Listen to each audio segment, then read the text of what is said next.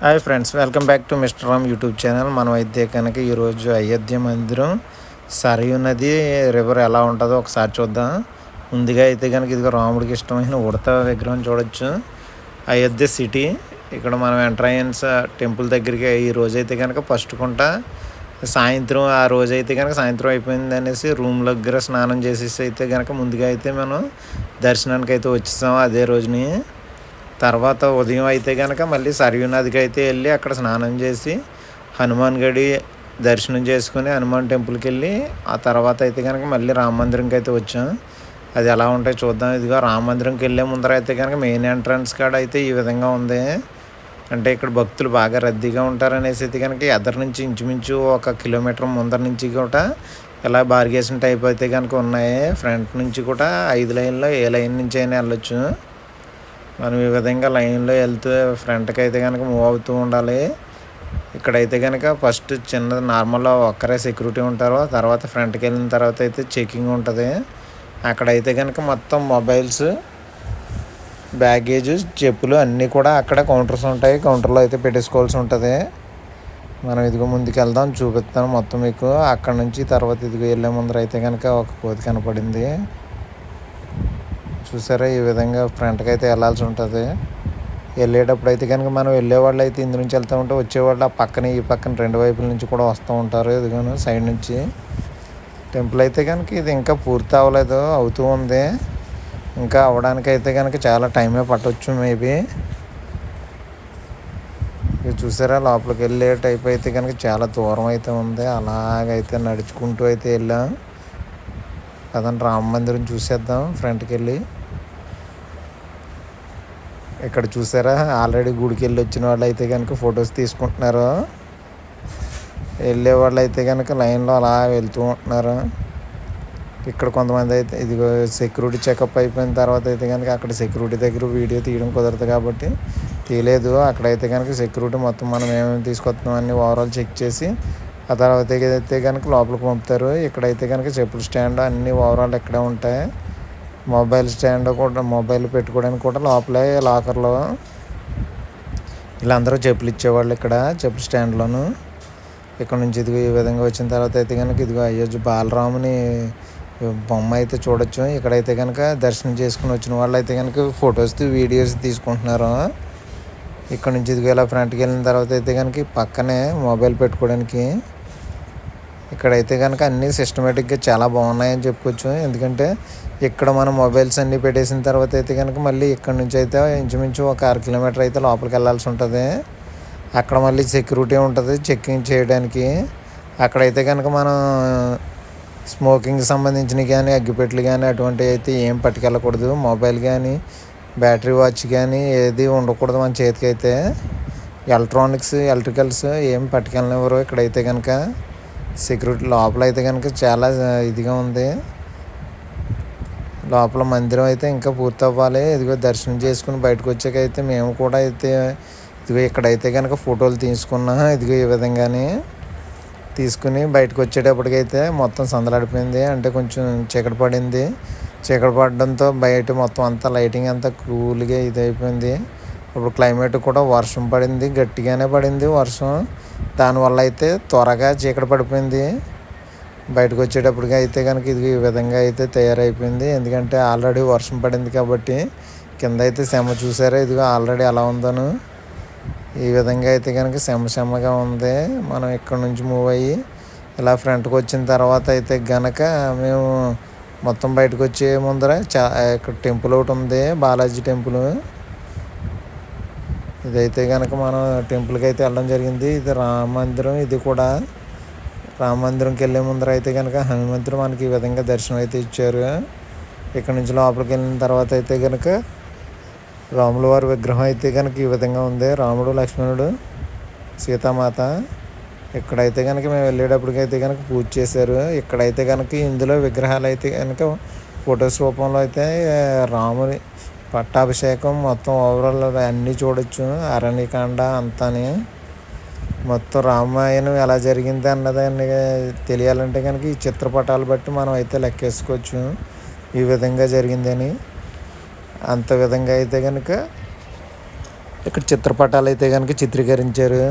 ఆ తర్వాత బయటకు వచ్చిన తర్వాత అయితే కనుక గుడికి సంబంధించిన సత్రాలు అయితే కనుక ఈ విధంగా ఉన్నాయి. లైటింగ్ కలర్స్ను మేమైతే కనుక ఆ రోజు ఇంకా నైటు ఫుడ్ ఇంకా మనకి ఇదే చోలే భటోరీ మనకైతే కనుక ఇదిగో ఇదైతే కనుక తినడం జరిగింది. 2 పూరి ఇచ్చాడు. అప్పటికి మనం సమోసాలు అవి తినేయడంతో ఇదైతే కనుక బలవంతంగా తినాల్సి వచ్చింది. అంటే ముందు సమోసా తినేసాం కాబట్టి ఇదైతే టేస్ట్ అంత బాగా ఎక్కువ కాకుండా నాకైతే కూల్ అనిపించింది ఓ విధంగానే. ఎందుకంటే ఆల్రెడీ ముందుగానే అన్నీ తినేసాం కాబట్టి. తర్వాత రోజు ఉదయం లేచిన తర్వాత అయితే కనుక సరయూ రివర్కి అయితే కనుక బయలుదేరాం మేమైతే. అక్కడ స్నానం చేసి దర్శనంకి రావడం కోసం. ఇక్కడ హారతి కూడా సరయూ నది దగ్గరే ఇస్తారు. ఇక్కడ సరయూ నది అయితే కనుక 2 పాత సరయూ నది ఒకటి ఉంది. కొత్తగా అయితే కనుక సరయూ నదినే మెయిన్ గేట్ దగ్గర ఎంట్రన్స్లో ఇంకో దిక్కునైతే కనుక మార్చడం జరిగింది. అంటే ఇక్కడ చేస్తున్నారు స్నానాలు చేసేవాళ్ళు, అక్కడ చేస్తున్నారు. 2 చోట్ల కూడా చేయడం జరుగుతుంది.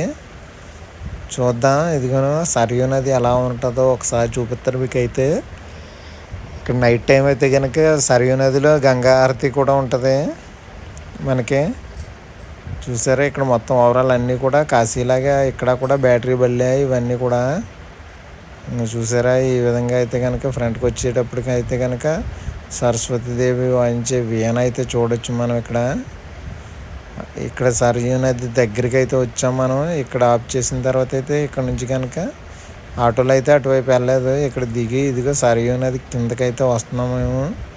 చూసారా ఇదిగో వావ్ అనే విధంగా ఉంటుంది. అయితే ఇక్కడైతే సీనరీ సరయూ నది మొత్తం మెయిన్ ఘాట్ ఇది. చూసారా ఎంత బాగుందోను. ఇక్కడైతే కనుక స్నానాలు చేసేవాళ్ళు. ఇక్కడ పెద్ద లోతు అయితే లేదు కాలువ. ఇది కొంచెం తక్కువే ఇది లోతు. మొత్తం కింద అయితే గొచ్చు మొత్తం ఓవరాల్ అంతా. అక్కడ నుంచి అయితే కనుక మనం మెయిన్ గేట్ అది మెయిన్ సరయూ నది పెద్దది పాయి దగ్గరికి అయితే వెళ్ళడం జరుగుతుంది. అక్కడైతే ఎలా ఉందో ఒకసారి చూద్దాం మనం.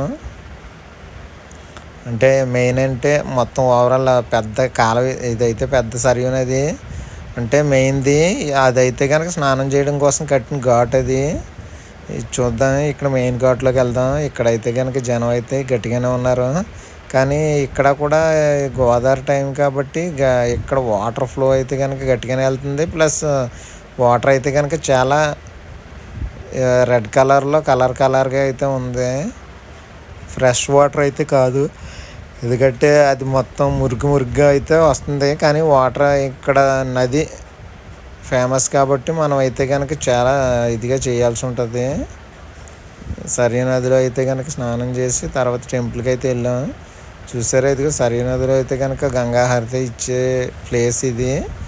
నైట్ టైము కరెక్ట్గా 6కి ఇస్తారనేసి అన్నారు. అంటే మనం ఈ రోజు అయితే కనుక కొంచెం ఎర్లీగా బయలుదేరాలి ఇక్కడ నుంచి. అందువల్ల అయితే కనుక నైట్ టైం రావడం అయితే జరగలేదు. ముందు రోజు అయితే కనుక మనం వచ్చేటప్పటికే లేట్ అయ్యింది. అందుకైతే కనుక గంగా హారతికి అయితే రాలేకపోయాం. ఈరోజు కూడా అయితే గంగా హారతికి అయితే మనం అందలేము. ఎందుకంటే మనకి ఇంటికి రావడానికి అయితే కనుక ఆల్రెడీ టైం అయిపోయింది మాకు అప్పటికి. అందువల్ల అయితే కనుక మేము ఎర్లీగా బయలుదేరిపోయాం. తర్వాత రోజు చూసారా ఇది ఎక్కడి నుంచి అయితే కనుక కొంచెం ఫ్రంట్కి వచ్చిన తర్వాత అయితే కనుక ఈ విధంగా అయితే కనుక ఆవులు ఇవన్నీ కూడా కనపడ్డాయి. ఇక్కడైతే కనుక స్నానాలు చేసేవాళ్ళు అయితే కనుక పైకి ఎక్కి గెంతుతూ కూడా చాలా సంతోషంగా అయితే చేసేవాళ్ళు అందరూ కూడా. దునకడం అలాగేలా దునకట్లేదు ఇక్కడైతే కాలువలోను నదిలోను అన్నమాట, సరయూ నదిలో. ఎందుకంటే పైకి ఎక్కి పిల్టి మొగ్గలు వేస్తున్నారు, ఎక్సర్సైజ్ చేస్తున్నారు, గట్టిగానే చేస్తున్నారు అన్నమాట ఇక్కడ నదిలోను స్నానాలు. చూసారు ఇది ఇక్కడైతే కనుక నదిలో స్నానాలు చేసి బయటకు వచ్చేవాళ్ళు. ఇక్కడుండి వాళ్ళకి ఫోటోలు పంపించేవాళ్ళు. అన్నీ కూడా ఇక్కడ చాలా ఇదిగా అయితే ఉన్నాయి. ఇదిగా ఇక్కడ చూసినట్లయితే ఇదిగా మెయిన్ సరయూ నది పెద్దదే. దీని మీద అయితే కనుక బ్రిడ్జ్లు కూడా చూడొచ్చు మనం ఇక్కడ.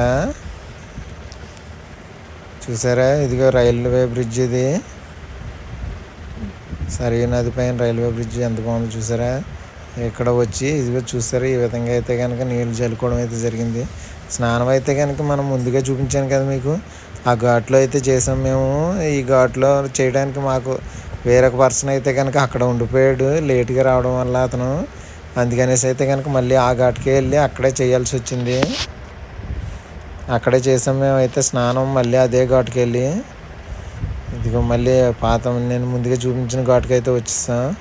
ఇక్కడికి వచ్చిన తర్వాత అయితే కనుక ఇక్కడైతే కనుక స్నానం చేసి ఇక్కడ నుంచే బయలుదేరాం మేమైతే టెంపుల్కి. చూసారా సరియు నది ఎంత బాగుందోను. ఈ విధంగా అయితే నది చాలా చక్కగా అయితే ఉంది. చూసారా జనం అయితే కనుక ఓ విధంగా అయితే ఉన్నారు ఇక్కడ కూడా. మనమైతే ఇక్కడ స్నానం చేసి బయలుదేరే ముందరకైతే ఇక్కడ చాలా జనం అయితే కనుక స్నానాలు చేశారు. వీళ్ళందరూ కూడా బాగా మాట్లాడారు కూడా. చూసారా ఇక్కడ ఈ నది కింద అయితే కనుక ఈ విధంగా రివర్ అయితే ఉంది. ఇదిగో స్నానం చేసే ముందర అయితే కనుక మనం ఈ విధంగా అయితే కనుక చేసాము.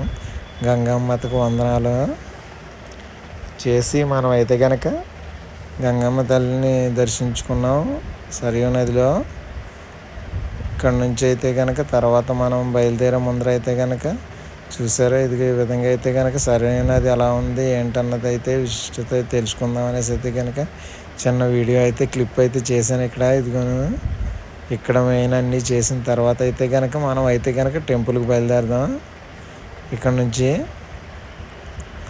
నుంచి టెంపుల్కి బయలుదేరాలంటే ముందుగా మనం అయితే కనుక మళ్ళీ ఆటో అయితే ఎక్కడం జరిగింది. ఆటో ఎక్కిన తర్వాత అయితే కనుక ఫస్ట్గా అయితే కనుక హనుమాన్ గడి అయితే వెళ్ళాం. అంటే ఇక్కడ అయోధ్యలో హనుమాన్ మందిరం ఒకటి ఉంది. ఇక్కడైతే కనుక హనుమాన్ మందిరం కూడా జనం అయితే కనుక చాలా ఎక్కువ మంది ఉన్నారు. ఇక్కడ కూడా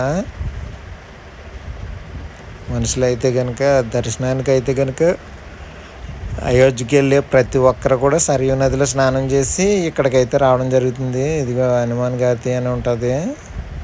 ఇక్కడైతే కనుక ఇది కూడా సేమ్ రామ మందిరంలో ఎలా ఉన్నాయో వేరియేషన్స్ ఆ విధంగానే ఉన్నాయి. కానీ ఇక్కడైతే కనుక మ్యాక్సిమం సైడ్ నుంచి అయితే వెళ్ళిపోతున్నారు. ఎందుకంటే అక్కడ వరకు వెళ్ళిన తర్వాత అందరూ కూడా ఒకే లైన్లో అయితే వెళ్ళడం జరుగుతుంది. ఇక్కడ పెద్ద లైన్లు అయితే కనుక పెద్దగా ఉంటాయి టెంపుల్ పైకి వెళ్ళే ముందర. చూసారా అదిగో కనిపించే గోపురమే హనుమాన్ గోపురం. అది హనుమాన్ మందిరం అయితే కనుక చూడొచ్చు. మరి గుడి లోపల అయితే కనుక ఎలా ఉందో చూద్దాం ఒకసారి. చూసారా ఇక్కడైతే కనుక మళ్ళీ గుడి వెళ్ళాలంటే కనుక పైకి ఎక్కాల్సి ఉంటుంది టెంపుల్కి. టెంపుల్ అయితే కింద కాదు. చూసారా అదిగో మెట్లు అయితే కనుక పైకి అయితే ఉన్నాయి. ఇక్కడ నుంచి పైకి వెళ్ళాల్సి ఉంటుంది. ఇక్కడ పైకి కొంచెం మందిని అయితే పంపించేవారు.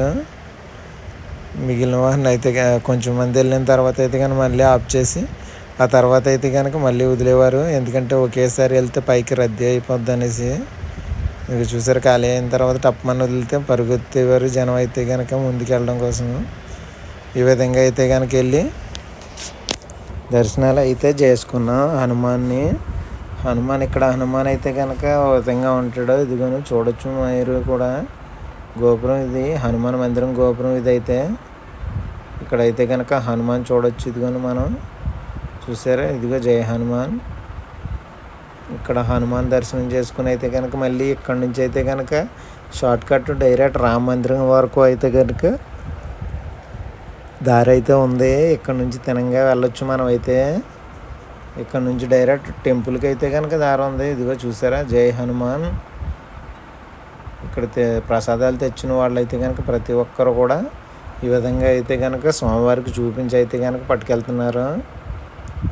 ప్రసాదాలు ఇక్కడ స్వామికి చూపించి పట్టుకెళ్తేనే ఇక్కడ స్వామివారికి ఇది అవుతుంది అనేసి అందరి నమ్మకం. కిందకు వచ్చే ముందర అయితే కనుక ఇక్కడ అయితే కనుక ఇదిగో చూడొచ్చు. ఇక్కడ కోతి పైనుంచి అయితే కనుక ఇదిగో రామ మందిరం చూడొచ్చు. ఇదిగో పక్కన ఎదుర్కొంటా కనిపించేదే. మనం ఆల్రెడీ ఆ టెంపుల్ దగ్గర గోపురం చూసాం కదా, మెయిన్ గోపురం. ఇదిగో ఇక్కడ నుంచి అయితే కనుక మనకు షార్ట్ కట్ ఉంది దారి. మనం గుడి ఎక్కిన వైపు కాకుండా బ్యాక్ సైడ్ నుంచి అయితే కనుక పంపుతారు. ఇక్కడ ఆ గుడి బ్యాక్ సైడ్ నుంచి అయితే కనుక రెండు వీధులు దాటితే రామ మందిరంకి అయితే వెళ్ళొచ్చు మనం. ఇక్కడ నుంచి చాలా దగ్గర అన్నమాట. ఇదిగో ఇది ఇలా దిగిన తర్వాత అయితే కనుక ఇదిగో రామ మందిరంకి అయితే షార్ట్ కట్లో అయితే మనం వచ్చేసాం. ఇదిగోను చాలా త్వరగా అయితే రావచ్చు. జై శ్రీరామ్. బాలరాముని దర్శనం అయితే కనుక చాలా చక్కగా అయితే జరిగింది. ఎందుకంటే ఇక్కడ రాముడు విగ్రహం అయితే కనుక మనం ఫ్రంట్ ఒక 1/2 కిలోమీటర్ ముందర నుంచే కూడా స్వామివారిని చూసుకుంటూ వెళ్ళగలం. అంత దూరంలో ఉన్నా కూడా స్వామి అయితే కనుక మనకి దర్శనం ఇస్తారు. ఎందుకంటే 4 లైన్లు ఉంటాయి. మొత్తం 4 లైన్ల నుంచి ఏ లైన్ నుంచి వెళ్ళినా కూడా మనకు స్వామివారు అయితే కనుక క్లియర్గా దర్శనం అయితే కనపడుద్ది. జై శ్రీరామ్. మా వీడియో నచ్చితే ఒక లైక్, షేర్, సబ్స్క్రైబ్. ఇదిగో బాలరాముని దర్శనం కూడా చూడొచ్చు మనం ఇక్కడ. ఇదిగో టెంపుల్ లోపల అయితే కనుక దర్శనం అయిన తర్వాత అయితే కనుక బయటకు వచ్చే ముందర అయితే కనుక ఇదిగో ఇక్కడ జనం అయితే కనుక ఈ విధంగా అయితే కిటకిటలు ఆడతారు. మరొకసారి మా వీడియో నచ్చితే ప్లీజ్